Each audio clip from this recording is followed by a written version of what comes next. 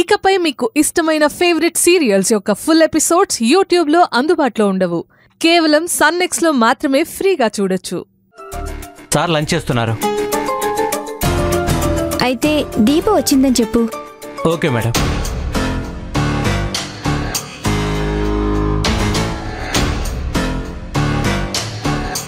Sir మిమ్మల్ని కలవడానికి దీప అనే అమ్మాయి వచ్చింది.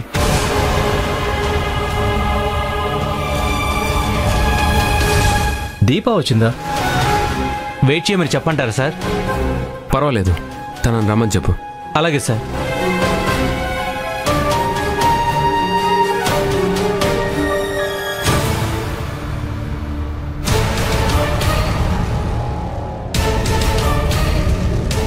మేడం సార్ రమ్మంటున్నారు.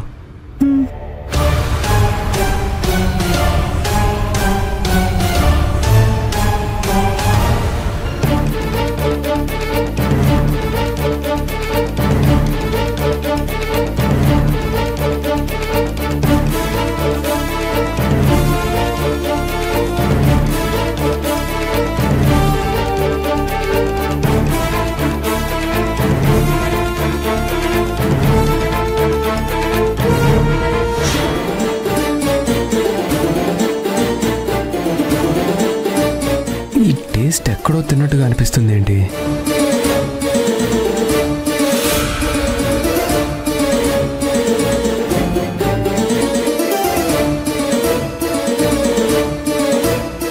నవీన్, ఈ భోజనం తింటుంటే ఇంతకుముందు తిన్నట్టుగా అనిపిస్తుందిరా. నీకు కూడా అలాగే అనిపిస్తుందా? కుంపదీసి శ్రావణి చేతి వంటని గుర్తుపట్టాడా ఏంటి? అబ్బే, నాకైతే అలా అనిపించట్లేదు. ఫస్ట్ టైం తింటున్నట్టుగానే ఉంది.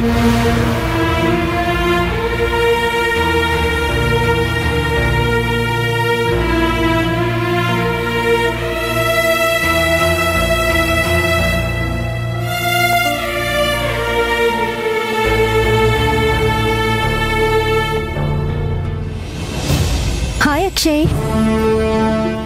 హాయ్ దీపా. ఎలా ఉన్నావు దీప? నేను బానే ఉన్నాను. దీపా, మాతో పాటు నువ్వు కూడా భోజనం చేయాలి.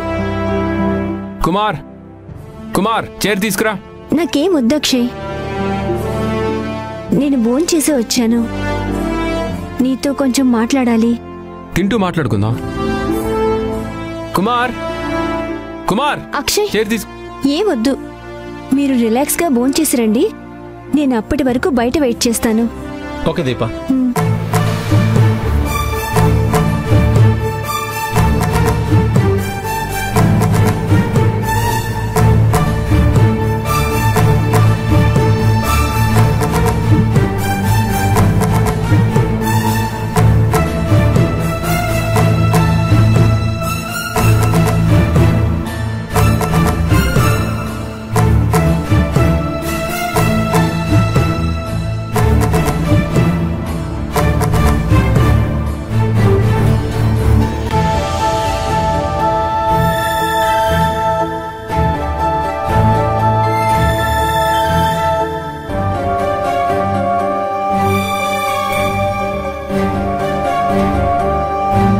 నవీన్,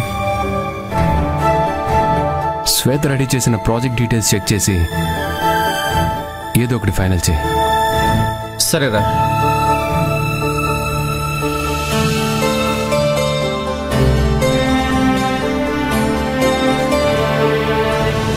సార్,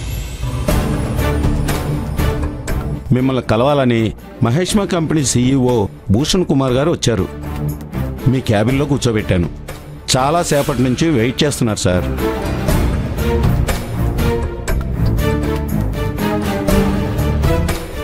ఇప్పుడు ఏం చేయాలి? ఒక పక్క దీప్ కూడా నన్ను కలవాలని వచ్చింది కదా. భూషణ్ కుమార్ గారు పెద్దవారు, ఆయన వెయిట్ చేయించడం కరెక్ట్ కాదు. వెళ్ళండి సార్.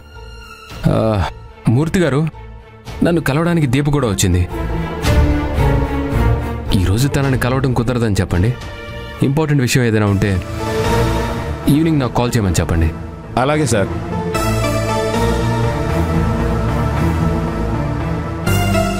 మేడం, దీపా గారంటే మీరేనా? అవును, నేనే. నా పేరు మూర్తి మేడం. అక్షయ్ సార్ కొత్త మేనేజర్ని. ఓహో. సార్ ఇప్పుడు ఒక ఇంపార్టెంట్ మీటింగ్లో ఉన్నారు. ఇప్పుడు మీతో మాట్లాడటం కష్టమని చెప్పారు. ఇట్స్ ఓకే, నేను వెయిట్ చేస్తాను. మేడం, సార్కి చాలా టైం పడుతుంది మేడం. ఏదైనా ఇంపార్టెంట్ అయితే ఈవినింగ్ కాల్ చేయమని చెప్పారు. అవునా? ఇట్స్ ఓకే అండి, నేను మళ్ళీ వచ్చి కలుస్తాను. అలాగే మేడం.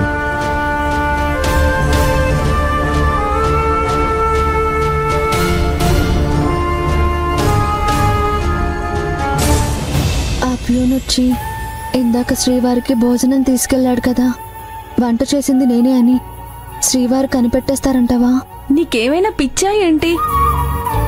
అక్షయ్ బాబు గారున్న బిజీకి అవన్నీ పట్టించుకుంటారా?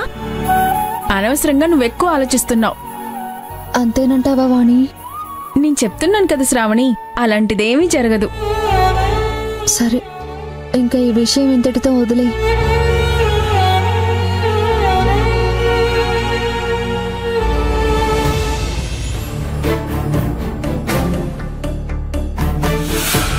సంధ్య ఏం చేయబోతుందో మెల్లిగా మాటల్లో పెట్టి తెలుసుకోవాలి. సంధ్య, సంధ్య, చెప్పండి వదినా, ఏం కావాలి? నాకేం వద్దు సంధ్య, నువ్వేదో టెన్షన్లో ఉన్నట్టున్నావు. ఏమైంది? నాకేం కాలేదు. కాసేపు నేను రెస్ట్ తీసుకోవాలి. వెళ్ళండి వదినా. నువ్వు చెప్పకపోయినా నువ్వు ఎవరి గురించి ఆలోచిస్తున్నావో నాకు తెలుసులే. నువ్వు ఆ దీప గురించి ఆలోచిస్తున్నావని నాకు తెలుసు సంధ్య.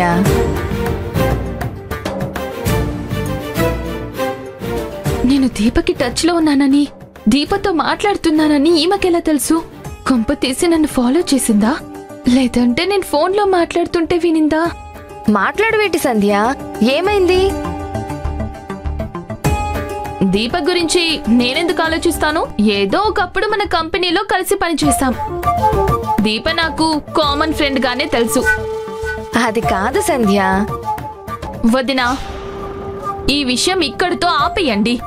మీకు మరీ బోర్ కొడుతుంటే వెళ్ళి ఏదైనా పని చేసుకోండి. నన్ను విసిగించొద్దు. వెళ్ళండి. సరే సంధ్య, నువ్వు రిలాక్స్ అవ్వు. మనం తర్వాత మాట్లాడుకుందాం.